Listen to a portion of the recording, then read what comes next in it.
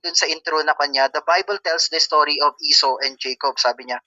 Twin brothers who were rivals from day they were born. Although Esau was born first, giving him the legal right to the blessing of first born child, Jacob was born grasping his heel. It was as if they had fighting in the womb to see who would be the first.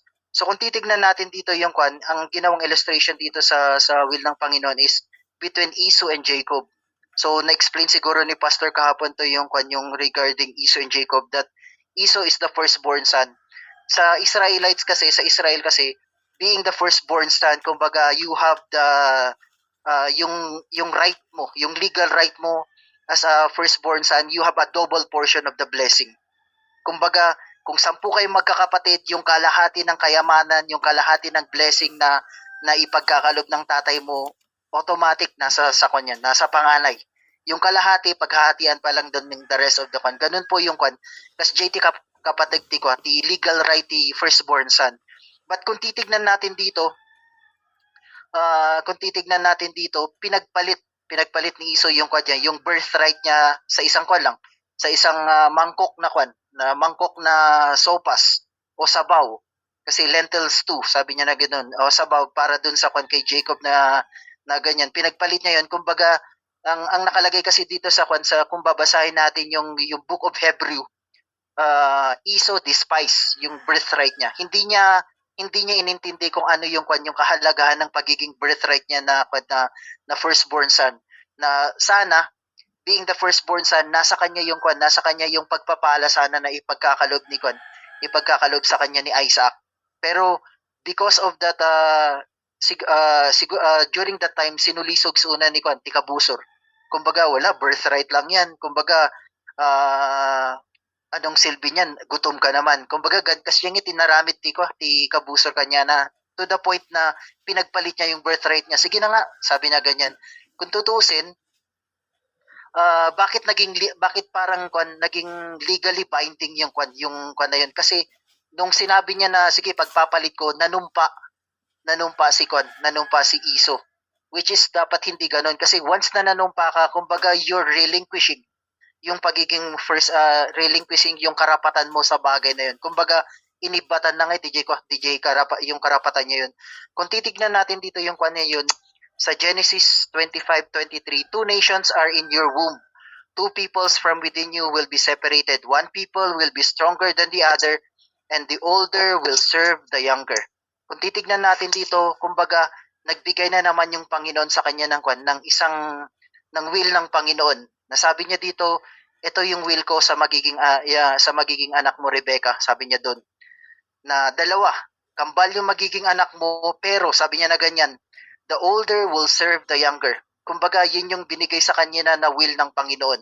Ito yung ipagkakalob ko ng will ng Panginoon. So, kung titignan natin dito, ano ba talaga yung will ng Panginoon? Ano ba yung minsan ang hirap intindihin yung yung sinasabi nila na will ng Panginoon, yung kalooban ng Panginoon. Ano ba talaga yung kalooban ng Panginoon? Kung re-review natin yung kalooban ng Panginoon para at least magkaroon ng mas malinaw na meron po tayong sinasabi na three wills of God. Kumbaga nahati-hati po yung will ng Panginoon sa 3 klase po para at least mas malinaw po natin na maintindihan. Minsan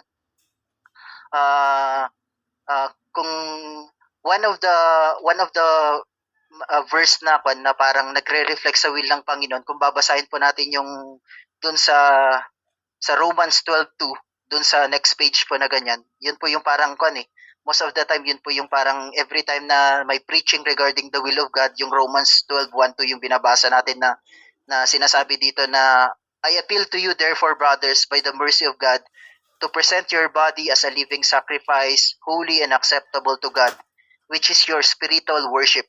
Do not be conformed to this world, but be transformed by the renewal of your mind, that by testing you may discern what is the will of God, what is good, acceptable, and perfect. Kumbaga, sinabi niya doon yung will of God. So, kung titignan natin dito, from this verse na Romans 12:1-2, titignan natin dito ano ba talaga yung ibig sabihin ng will of God dito sa Romans 12:1-2.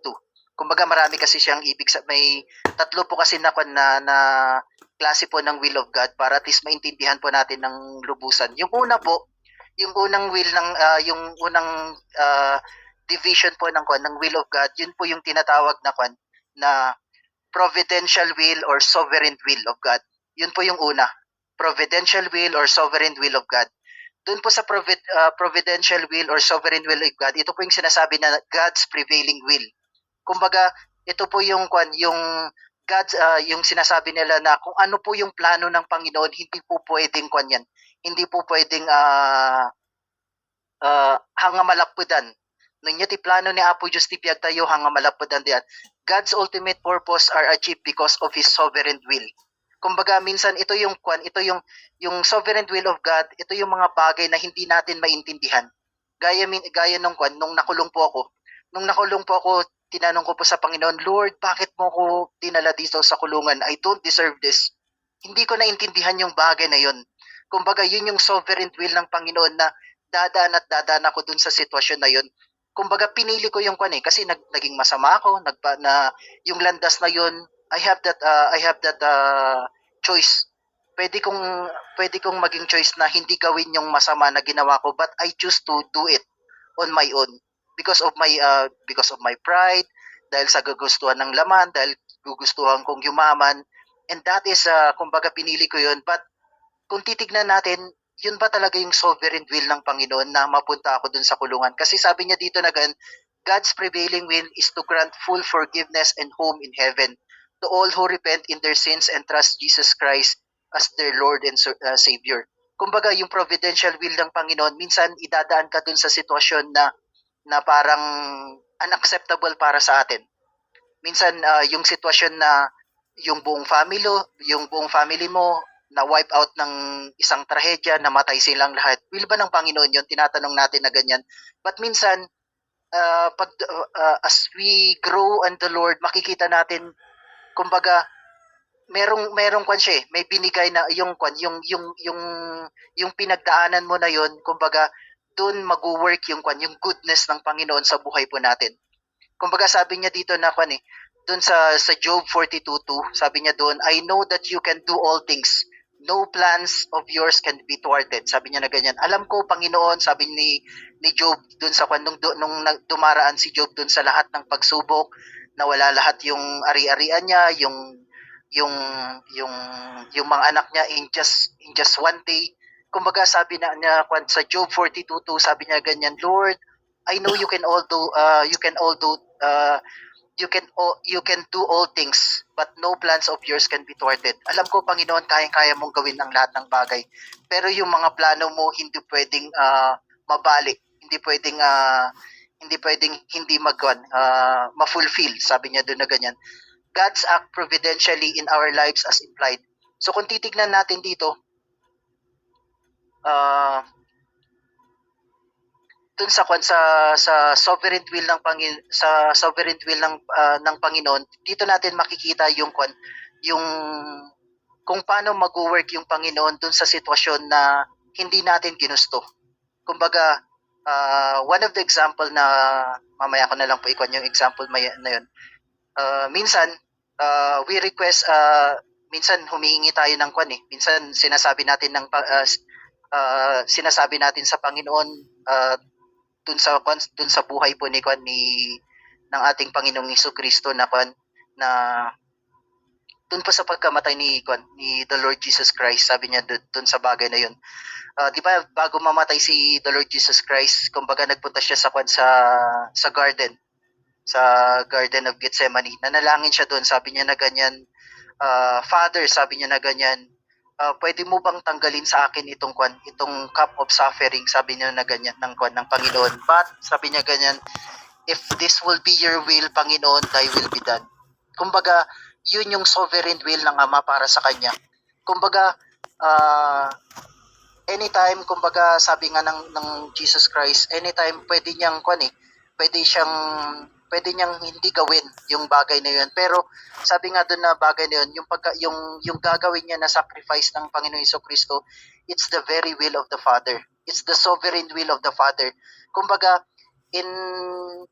doon sa bagay na yun, nakita ng Panginoon yung mangyayari doon sa sovereign will ng Ama. Kumbaga makikita niya doon that salvation of humankinds ay nakasalalay para sa kanya.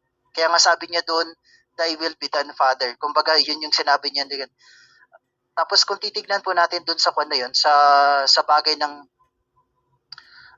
kung babasahin po natin yung Matthew 26:39, my Father, if it will be possible, let this cup, sabi niya doon. Yun po yung sinabi ko kanina sa Matthew 26:39. My Father, if it will be possible, let this cup pass from me. Nevertheless, not as I will, but as you will be done. Kumbaga doon natin nakikita kung ano po yung sovereign plan ng God the Father para kay Lord Jesus Christ, and that is to die in the cross, and at the same time to redeem, kumbaga redeem yung humankind from the sins na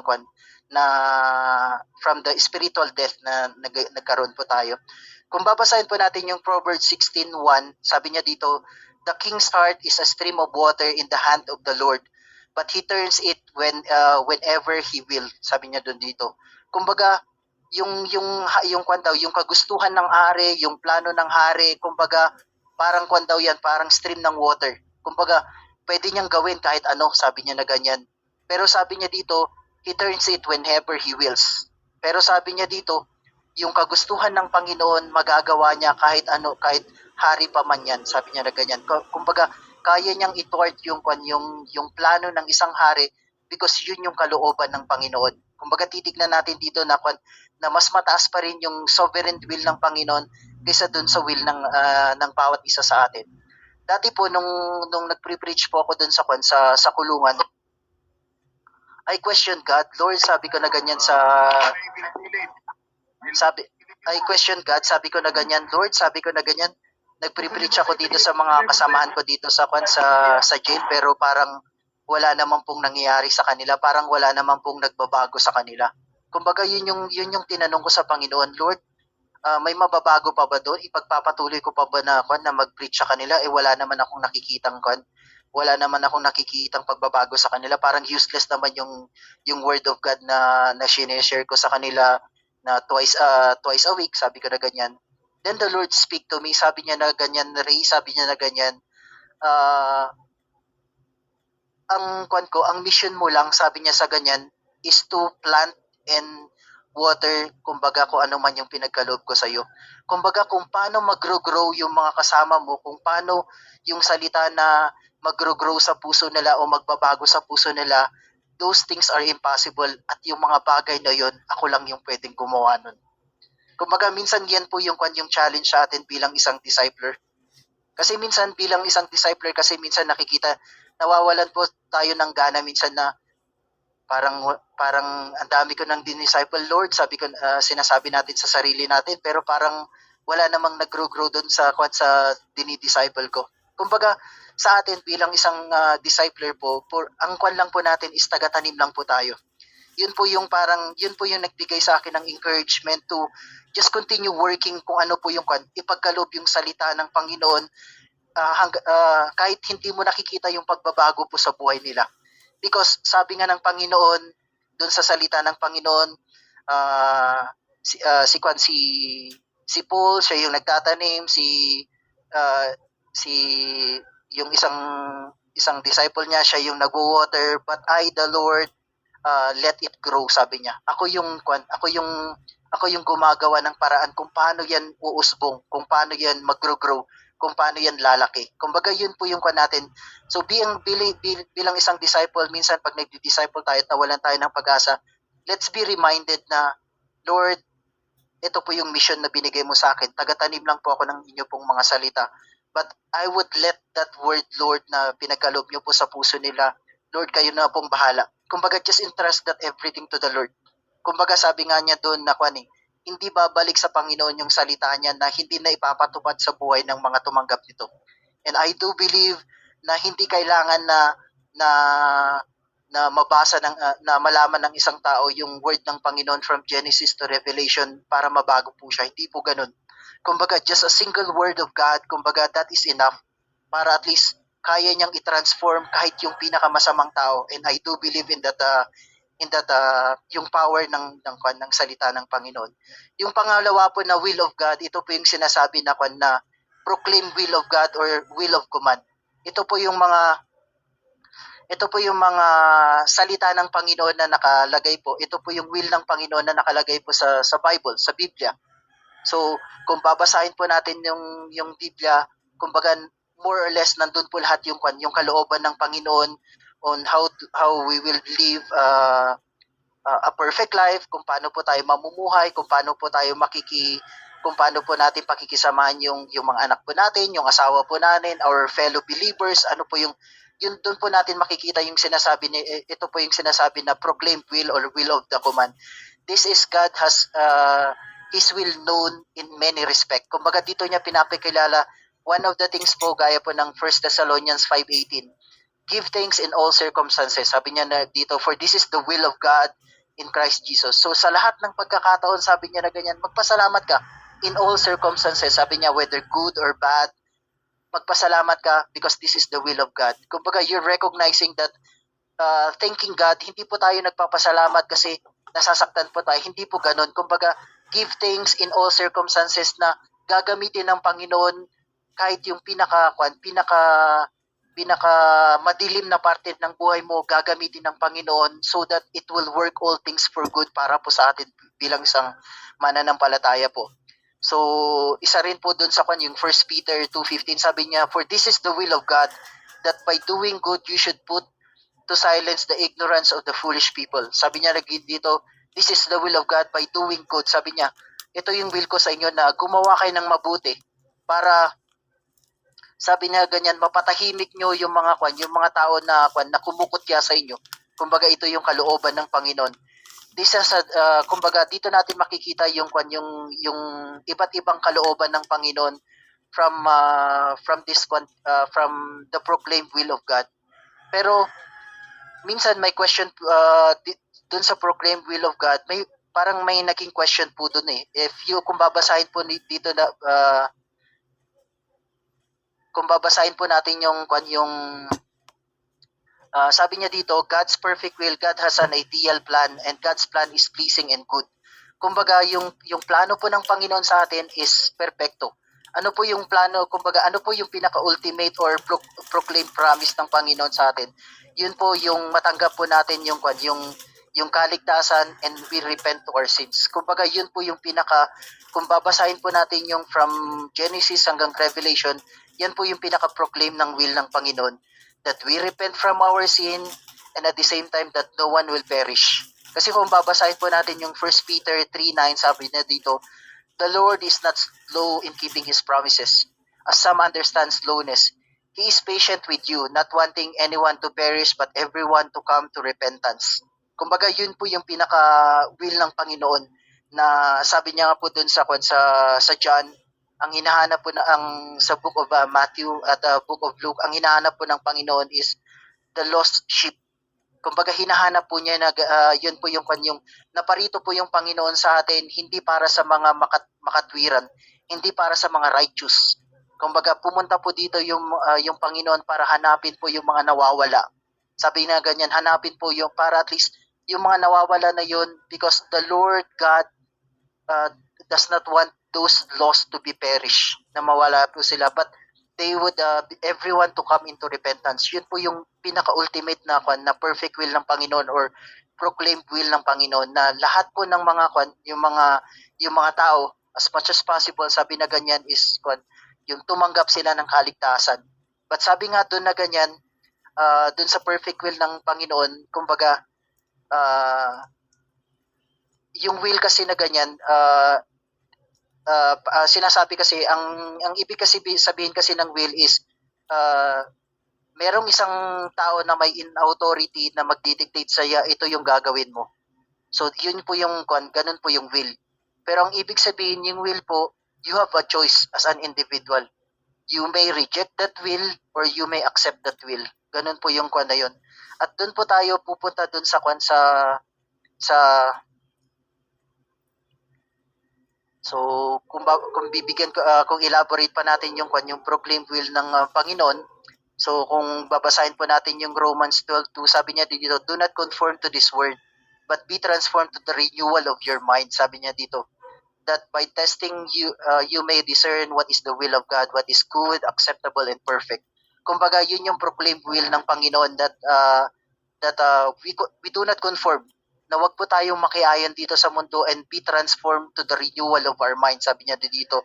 Kasi yun daw po yung mabuti, kaaya-aya and acceptable and perfect na kalooban ng Panginoon po sa buhay po natin. And sabi po dito sa 1 Thessalonians 4:3, this is the will of God, yung sanctification po ng bawat isa po sa atin, that we will be abstained from sexual immorality. Kumbaga, yan po yung isa sa yung mga proclaimed will ng Panginoon sa Bible. That yung katawan po natin, it's not for immorality. Hindi po yan yung niya. Kasi sabi po niya dito, kung babasahin po natin dun sa yung sa Romans 12:1-2, sabi niya dito, that you would present your body as a living sacrifice, holy and acceptable, which is your spiritual worship. Kumbaga, yan po yung kalooban ng Panginoon. So, sabi niya dito, may nabasa po kasi na maganda po yung nabasa ko na yung worship daw, sabi niya, worship means that using your mind, your heart, your body to express how worthy is God to you in your life. Kumbaga, ang ganda po yung worship eh. Using your mind, your heart, your body to express how worthy God in your life. Kumbaga, kung gagamitin po natin yung katawan po natin, pero yung katawan po natin, partly ginagamit po natin as immorally, kumbaga, kung gagamitin po natin yun na mag-worship sa Panginoon, ganun ba yung ka-worthy yung Panginoon? Na hindi pa siya worthy ng isang malinis na katawan, isang malinis na isipan, isang malinis na puso. Kumbaga, ganun po yung kanya. Kasi nung sabi po niya, love the Lord your God with all your heart, soul, spirit, mind, and strength. Kumbaga, when we worship the Lord, God is asking us to worship Him completely, 100%. And when we worship the Lord, it should be kung paano ba natin binavalue yung Panginoon. If we value the Lord 100%, then gusto natin yung puso natin, Lord, purify my heart. Gusto ko po, Lord, yung heart ko, it's completely purified and clean, O Lord God, to worship you. Gusto ko po, Lord, yung katawan ko, hindi man po ako naging malugod sa kanya pangharapan, but cleanse my body, my soul, my spirit, O Lord God, so that I may become worthy to praise you and worship you completely. Because tinitignan mo yung Panginoon bilang isang Diyos na banal. Kumbaga, ganun po yung bagay na yun. So, yung pinakahuli po na type of will is ito po yung sinasabi nila na God's permissive will. Kumbaga, ano ba yung permissive will? Sabi niya dito, God permits each person to exercise free will or in opposition to His will. Kumbaga, nung create po tayo ng Panginoon, binigyan po tayo ng Panginoon ng free will, ng freedom to choose kung ano po yung pipiliin po natin. Hindi po tayo ginawa ng Panginoon bilang isang robot po. Ginawa tayo ng Panginoon free will. Kumbaga, may pipiliin po natin na mamahalin yung Panginoon despite kung ano man yung pinagdadaanan natin. Pipiliin na natin yung ipagkatiwala yung buhay po natin sa Panginoon kahit hindi natin makikita kung paano po mangyayari yun. Ganun po yung sinasabi dito na permissive will. Kung titignan po natin yung po dito, God's permissive will allows everyone option to choose right and wrong, to choose life and death, and to choose blessing or curse. Kumbaga, yan po yung minsan yung nangyayari sa atin eh. Minsan, binibigyan tayo ng pagkakataon ng Panginoon na piliin kung ano man, kung tama o mali. Minsan, pinipili natin yung mali, pinipili natin yung spiritual death, pinipili natin na maging curse tayo. Minsan yan yung pinipili natin. Pero, ang kagandahan po ng yung permissive will ng Panginoon, kumbaga, natatakpon po yan ng sovereign will ng Panginoon. Na despite na ano man yung pagkakamali mo, despite na pinili mo na maging curse ka the whole life, na majority of your life, curse yung buhay mo, pinili mong maging makasalanan.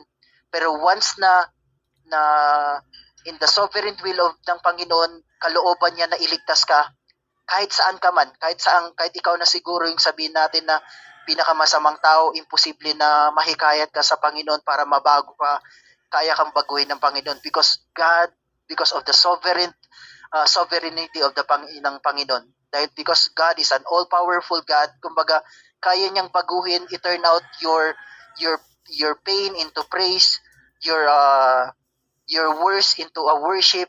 Kumbaga your very life na sinasabi mo na mess into yung mess into a message of truth, message of deliverance. Kumbaga yan yung pwedeng baguhin sa iyo ng Panginoon. Kasi sabi nga dun sa Romans 3:23, all have sinned and fall short of the glory of God. Kumbaga wala pong mabuti para sa atin. Minsan karamihan po sa atin pinili natin yung wrong choice. Karamihan po sa atin most of our life sa bago natin nakilala yung Panginoon, pinili po natin yung spiritual death. Kung ano po yung kagustuhan ng laman natin because by nature, kumbaga yun po tayo eh. Kumbaga kung ano po yung nandun sa mundo, yun po yung gustong-gusto natin eh. Aminin man po natin o hindi, kumbaga yan po yung kagustuhan ng laman natin eh. Kumbaga yan po yung nature ng sarili po natin. Kaya ang hirap pong tanggalin pero by God's sovereign will, yung sovereign will, kumbaga kaya niya tayong mabago if we accept the truth na Lord, hindi ko po kaya. Gusto ko pong mabago. Bago ko po natanggap yung Panginoon, kumbaga, ang hirap ko pong maintindihan yung salita ng Panginoon. Pero, it's I choose to accept the Lord Jesus Christ. Hindi ko man po alam kung paano. Sabi ko, just a simple prayer, nung tinanggap ko po yung Panginoon, sabi ko na ganyan, Lord, suko na po ako. Sabi ko sa Panginoon na ganyan. Suko na po ako, Panginoon. Kumbaga, ako na lang pong mag-isa, wala na pong nakakaintindi sa akin, gusto ko na pong magbago. It's a simple prayer, but that prayer, kumbaga, doon po nakita ng Panginoon yung heart ko.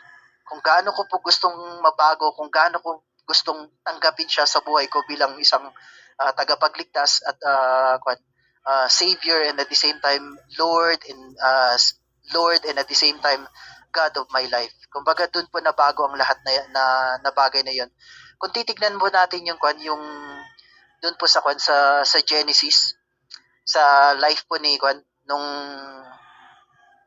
iligtas po ni Moses yung mga Israelites from the Egyptian. Kumbaga doon po natin nakikita yung sovereign will ng Panginoon. Yung kumbaga yung doon po natin makikita yung sovereign will ng Panginoon, yung combination na po yan, yung sovereign, yung proclaimed will ng Panginoon, at the same time, yung permissive will ng Panginoon. Ano po yung sovereign will ng Panginoon? Kung titignan po natin dun sa story po ni Moses na yun, yung sovereign will ng Panginoon is patigasin po yung puso ni Pharaoh. Kumbaga, yun po yung kumbaga tinakda na po ng Panginoon na that I will harden the heart of Pharaoh. Pero yung sovereign will ng Panginoon na yan, kasi yung matigas na puso ni Pharaoh na yun, doon ipagkakalob doon ipapakita ng Panginoon yung sovereignty niya bilang Diyos ng mga Israelites. Na sa kabila ng matigas na puso ng Pharaoh na yun, doon gagamitin ko yun para maipakita ko yung kagilagilalas na pwede kong gawin kung paano ko maisasalba yung mga Israelites. Kumbaga pinakita doon and the proclaimed will ng Panginoon doon is mapunta sila doon sa promised land. Yun yung parang yung will ng Panginoon sa kanila. Kumbaga, prinamis na niya na yung mga Israelites na yan, hindi sila para sa Egypt. Kumbaga, dito sila sa promised land na pinangako ko. So, ano yung permissive will ng Panginoon dun sa na yun? God permitted, yung permissive will ng Panginoon na dun sa bagay na yun, God permitted Moses na for 40 years, the first 40 years of her life, naging prince siya ng Egypt. Pero the next 40 years ng life ni Moses, God permitted kumbaga inallow niya si Moses na mag-undergo ng wilderness para ma-humble siya. Kumbaga yun yung mga bagay na kung titignan natin, ay oo nga Lord, kumbaga nag-work ka pala sa buhay ng bawat isa na akala namin na wala na palang bagay yun. So kung titignan po natin, mayroon po akong nabasa dun sa libro po na sabi niya dun, what if, sabi niya na ganyan, babasahin ko lang po, you were badly abused as a child, sabi niya, and someone asked, do you think that is the will of God? Sabi niya ganyan, paano kung naabuso ka nung pagkabata mo? Sabi niya ganyan, kalooban ba, pagayatan ba ni Apo Diyos di Jay? Kumbaga yun yung natin eh. Kung babasahin po ninyo biblically, kung babasahin po natin sa pwede po nating sabihin na no. it was not the God's will, but He commands because yung kung babasahin po natin yung sa Biblia, sabi niya ganyan, He commands that humans not to be abusive but love one another. Kumbaga yun po yung salita ng Panginoon ng kwan. So yun po yung kwan, yun yung po yung sinasabi na kwan na will of na proclaim will of God na nang sabi po sa Biblia na mahalin mo yung kapwa mo. Kumbaga, wag mo silang abusuhin, wag mo silang pagsamantalahan, but love them as you love yourself. Yun po yung kwan nito. Pero kung titignan po natin yung isang banda po ng will ng Panginoon, yung sinasabi po na kwan na sovereign will ng Panginoon, sabi niya dito, but in another sense, yes, it was God's will, sovereign will, sabi niya, it is the sovereign will of God na mangyari o na kumbaga na tawag dito na mangyari yung bagay na yun. Bakit natin masasabi na sovereign will ng God? Kasi minsan pwede nating tanungin na Lord, kasi God is an all-powerful God. God is an almighty God. Kumbaga pwede niyang pigilan at yung kapangyarihan ng Panginoon, pwede niyang pigilan na huwag magkaroon ng na hindi maabuso yung bata niyan. Pwedeng pigilan ng Panginoon yan. At the click of the Lord's power, pwede niyang sabihin na pwedeng mamatay na lang yung yung nang abuso sa'yo, mawala na lang niya ganyan. Pwede niyang pigilan. Bakit? Pero ang tanong doon, bakit hindi pinigilan ng Panginoon yung bagay na yun? Kumbaga yun yung Pero kung titignan natin doon, at the will of ng Panginoon, minsan gagamitin niya yung sitwasyon na gagamitin niya yung sitwasyon ng yung bagay na yun so that it will transform you as an individual. Kumbaga sa akin dati, hindi ko po akalain na yung hindi ko po kagustuhan na mabilanggo, mapunta po sa kulungan. Hindi ko po kagustuhan yun. Kumbaga, hindi ko po kagustuhan na for 6 years of my life, nandun lang po ako sa kulungan. Tapos, 6 years yung mga anak ko, yung mga pamilya ko, kumbaga maghirap sila sa labas. Hindi ko po kalooban, hindi ko po kagustuhan yun. Pero ngayon po, kumbaga nakita ko po yung will ng Panginoon. Kasi kung hindi kami dumaan dun sa sitwasyon na ganyan, hindi ko po makikita yung sarili ko na naririto ngayon na nagsasalita na mabuti po yung Panginoon. I cannot assure you na magkakakilala po tayo hanggang ngayon. Hindi po mangyayari siguro yun na I'm standing right in front of you o kaya nandun sa church na nagsasabi mabuti yung Panginoon despite na ganito. Hindi ko po masasabi yun. Kasi kumbaga minsan sa yung turning point po ng pagiging Christian po natin, meron pong isang daanan lang po yan na minsan kailangan mong dumaan dun sa sitwasyon na yun because that is the only way na makikilala mo yung Panginoon. Minsan sa mga hindi ko po alam kung ano po yung sitwasyon na pinagdadaanan ng bawat isa, meron po yung pwede po yung meron po tayong hindi ko po kino-compare yung pinagdaanan ko as compared dun sa pinagdaanan to. Meron po tayong mga pinagdadaanan but kung tutusin, let's just tignan po natin in God's kung paano po tinignan ng Panginoon yung sitwasyon po na pinagdaanan po natin. Tayo bilang isang mananampalataya, yung mga nangyari po sa atin nung nakarang buhay po natin na talagang sabihin po natin na napakadilim, worse. Sabihin po natin, kumbaga hindi po kaaya-aya, kumbaga kasumpa-sumpa. Pero yung pong bagay na pinagdaanan natin na yun, kumbaga yun po yung nag-build up sa atin para lumapit tayo sa Panginoon. Kumbaga yun pa ngayon nag-push sa atin Kumbaga yun pa ngayon nagbigay sa atin ng encouragement. Ito ako, makasalanan ako. Kumbaga parang yun pa ngayon nagbigay sa atin ng pagkakataon para ilapit yung sarili natin sa Panginoon. Kumbaga, ganun po yung kabutihan ng Panginoon, yung sovereign will ng Panginoon. So, para po dun sa bago po ako sa pagtatapos before I end yung natin, paano natin mahahanap or makikita yung will ng Panginoon sa buhay natin? How can we find God's will? Yung una po yung para makita po natin or mahanap po natin yung God's will, we need to meditate on God's word. Yun po yung una. Kasi sabi niya dito, your word is a lamp into my feet and a light into my path. When we make a decision, sabi niya na ganyan, it should be a decision na hindi po contradict dun sa proclaimed will ng Panginoon o sa Bible. Kumbaga, kaya po yun po yung kahalagahan na from time to time, kumbaga nasasaturate po yung utak natin, yung puso po natin, yung buong buhay po natin ng salita ng Panginoon. Kasi yung salita ng Panginoon, the Bible itself, Yun po yung complete instruction. Kaya nga sabi po na sabi po nga dun sa word ng Bible is sabi niya dito, instruction before leaving earth. Yun po yung sinasabi dun sa tawag dito, yung parang ibig sabihin po ng Bible na sabi nila dun. Kumbaga, the Bible have all the instructions kung paano po tayo mamuhay, paano po tayo makisama sa asawa natin, sa mga kapwa mananampalataya, for those unbelievers, ano ba yung gagawin natin so that we will maintain yung kwan natin, yung hindi po tayo maging immoral, maging pure po tayo sa harapan ng Panginoon. Kumbaga, nandun po lahat yung instruction. As you read the scripture, you will understand more kung ano po yung character ng Panginoon. Yun po yung kagandahan ng pagbabasa po ng Bible, kasi doon po natin makikita kung ano ba talaga yung will ng Panginoon, yung perfect will ng Panginoon sa buhay po natin. That when we pray to God, pag kilala po natin yung Ama natin, alam po natin yung hihilingin natin eh. Hindi po tayo hihiling ng bagay na hindi po kagustuhan ng ating Ama.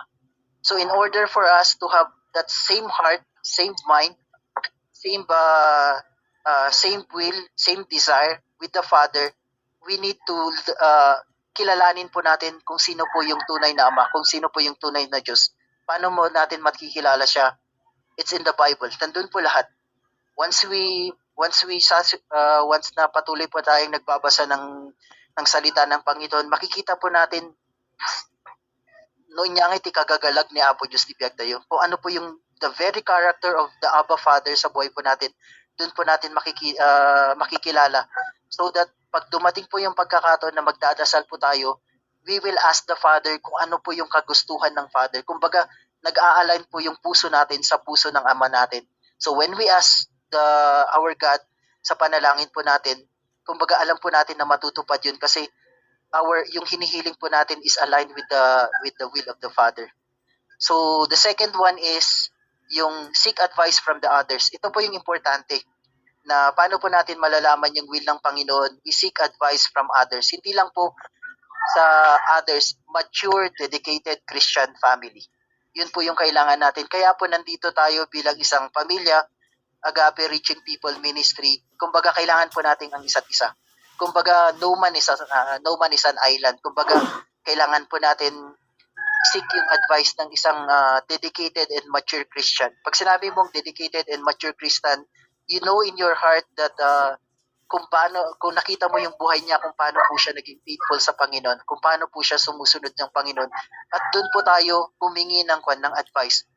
Minsan hindi po natin ma-discern kung ano po yung will ng Panginoon, pero yung mga brother, sister natin na pinagtatanungan natin, si pastor, si pastora, a missionary, kung sino man po yan, kumbaga they have that spiritual discernment na nalalaman nila kung ano yung kaloob talaga ng Panginoon para sa buhay mo. And we need to seek those individuals. Kasi sabi niya dun sa Proverbs 15:22, plans go wrong for lack of advice. Sabi niya dito, many advisors bring success. So yun na yun. So, ang hanapin po natin yung isang advisor, we seek advice to a Christian lang po, hindi po yung unbeliever. Kasi kahit sabihin mo man po na doktor po yan, abogado po yan, but kung yung counsel niya is a worldly counsel, wala rin pong mangyayari. Kumbaga, you would not be changed.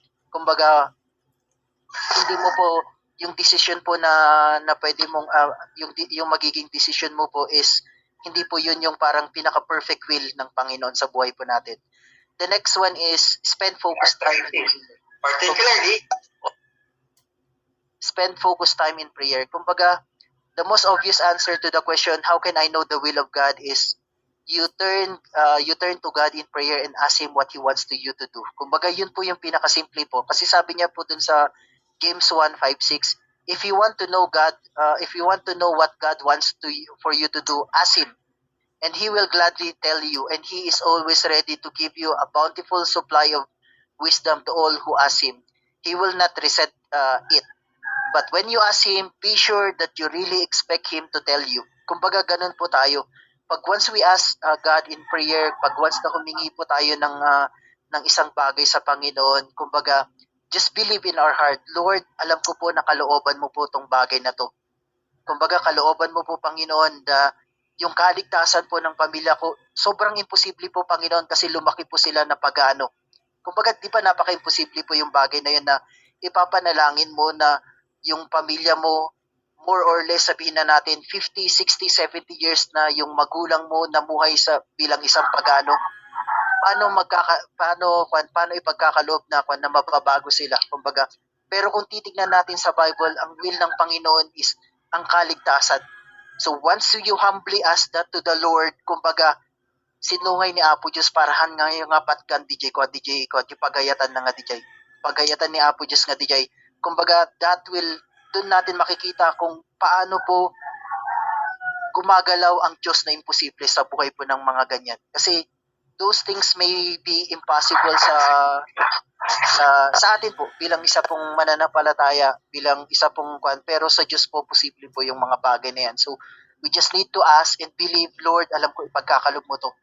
Sabi niya gan, God wants you to go through the process of seeking His will without believing the lie that He is trying to hide it from you. Kumbaga, maniwala po tayo sa katotohanan na God is for us and not against us. Maniwala po tayo sa katotohanan that God will never leave us nor forsake us. Maniwala po tayo sa katotohanan na ang Diyos po ang nag-provide sa ating mga provisions.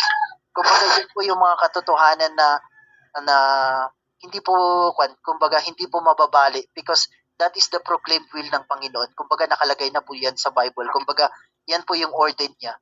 And lastly po is, commit your way to the Lord. Surrender your personal desire to the Lord. Sabi niya dito, as you seek God's will, it is important to be sure that you are fully open to whatever God wants you. If you had actually already decided to do, or only coming to God so He can approve your decision, you are not really seeking His will. Kumbaga, minsan kasi tayo kasi ginagawa nating genie yung Panginoon eh. Genie in the bottle yung Panginoon eh. Kumbaga, pumupunta lang tayo, nananalangin tayo sa Panginoon. Panginoon, gusto ko po yung dalaga na yon. Gusto ko po yung guy na yon na mapangasawa. Kumbaga, hinihingi mo na agad yung yung tawag dito, approval ng Panginoon dun sa bagay niyan. Lord, pwede ba ibigay mo sa akin yun? Ganun po tayo minsan na manalangin eh. Lord, ang ganda ng bahay na yun. Gusto ko po na ganun din po yung Kumbaga, dinidiktahan natin yung Panginoon dun sa bagay na yun eh. Kumbaga, ginagawa natin yung Panginoon na, Lord, mag-magic ka nga para at least yung gusto ko na babae na yun, mapangasawa ko. Pero hindi po ganun yung You commit, you surrender your personal desire to the Lord. Kumbaga, Lord, you know my desire to have a partner in life na a godly individual. Sabi, yun yung ipanalangin mo that, Lord, kung loobin mo man po na bigyan ako ng partner, kayo na pong bahala. It's your sovereign will, Lord, kung sino po yung magiging partner ko. But I know, Lord, yung ipagkakaloob mo po sa akin is po yung talagang katuwang ko sa ministry bilang isang Kristiyano. Napakagandang na-explain kung bakit hindi yun ang nakikita natin na nangyayari sa buhay ng ibang tao, because yun nga binigay ng Diyos sa atin yung free will. And pag ang free will natin na isosurrender, hindi pa natin na isosurrender para ang ni Lord ang mangyari sa buhay natin, wala pong dapat nag-expect na maganda ang mangyari. We can't expect, and we can't really expect na may magandang mangyari sa buhay natin o sa buhay ng mga tao, buhay ng mga nakikita nating tao dito sa paligid natin. Because sometimes it's becoming a question na bakit ito ang nangyayari kung merong Diyos na talagang perfecto, Diyos na mabuti, Diyos na kayang sometimes kahit gaano gustong ayusin ng Diyos ang buhay ng isang tao, ang tao ang ayaw sumang-ayon o sumunod sa kagustuhan ng Diyos. Someone who is growing, ganun pala yung gagawin. Pag ako makakaranas din ng ganun pala yung dapat gawin. So, yun lang. I'd like to express how thankful I am on how each of the resources is available para tayo manatili talaga sa will ni Lord. Nakikita natin na the very passion of the Lord, of our God, or Abba Father, at talagang dalhin tayo sa kanyang kagustuhan.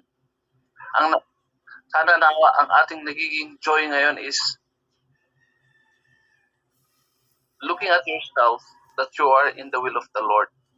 Continuously, God wants us to be delighted as we discover how good, how pleasing, talagang it is pleasing and it will surely please us. How good, how pleasing, and how perfect it is. Hindi mapipigilan yung kung gaano at ilang beses tayong mamanghain ng Diyos. Ito po yung kagandahan na tayo po ay naging anak ng Diyos, tagasunod ng Diyos. Yun ang mga patuloy na na-experience natin. At nakikita natin, ibang tao na talaga tayo na nababago yung noon, ganito yung source ng kasiyahan ko.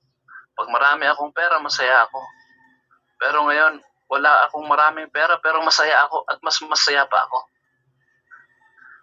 The greater thing na gusto ng Diyos na mangyari talaga sa tao ay yung appreciation natin or yung delight natin, yung kagalakan natin ay nandun, nakabase sa kung nangyayari ba yung kagustuhan niya sa buhay natin. His will, His perfect will. He has perfect will. He has His perfect will for each and every one of us. Habang na bubuksan lahat yon sa ating kaisipan, na-appreciate natin yon, and it is pushing us or motivating us, giving us greater motivation na mas pa nasundin siya. So, mas pa tayo gagawin ang ating best na masunod hindi yung will natin, kundi yung will ng Diyos. As we are leveling on that, mas nakikita natin, mas dumadami yung mga magagandang ginagawa ng Diyos sa buhay natin. God will never fail to do His perfect will sa mga tao na align sa Kanya. Yung trabaho ng Diyos, yung pagbubuhos ng pagpapala ng Diyos, ay sa mga tao na andun talaga sa will niya. Yung mga gusto talaga na masunod ang will niya. Yung andun, parang meron lang path, meron lang lugar na kung yun yung doon ka lumalakad, andun na lahat yung trabaho, yung kilos ng Diyos. Andun yung mga lahat ng mga gandang bagay. Pag lumalabas tayo doon, hindi na natin nararanasan yung magandang kilos ng Diyos kasi wala ka na doon sa path na yun na set ng Diyos. Hindi lahat ng mga daan ay nagdadala sa atin patungo sa Diyos. Nagli-lead towards God. Meron talaga siyang sinet lang na daan. May nilagay siya talagang daan. It started when we entered that gate, our Lord Jesus Christ. And when we follow Him, as we follow His command, we follow the leading of the Holy Spirit, nananatili tayo doon. And as we're continuously doing that, walking in that path, as the Word of God, the lamp and the light unto our path, nananatili tayo sa will ni Lord. Minsan, ang buhay ng isang Kristiyano, talagang minsan, pumapalya pa rin, lumalabas sa will ni Lord. But the Holy Spirit convicts us, balik ka lang anak. Wala pa rin ibang mas masaya, kundi doon sa narrow road. Minsan kasi dahil narrow nga yung road, ang anak ng Diyos, we tend to go to that wider road, which is the wrong road. Diba po tayo tinawag to take the narrow gate in the narrow road that leads to life, and not the wide gate in the wide road that leads to destruction. Kaya patuloy pa rin na pinapaalalahanan natin ang bawat isa to take that narrow road. Kasi yun lang, mas mahirap man siya, pero yun pa rin talaga ang tamang daan. Alright? Naubos pala kaagad yung oras natin.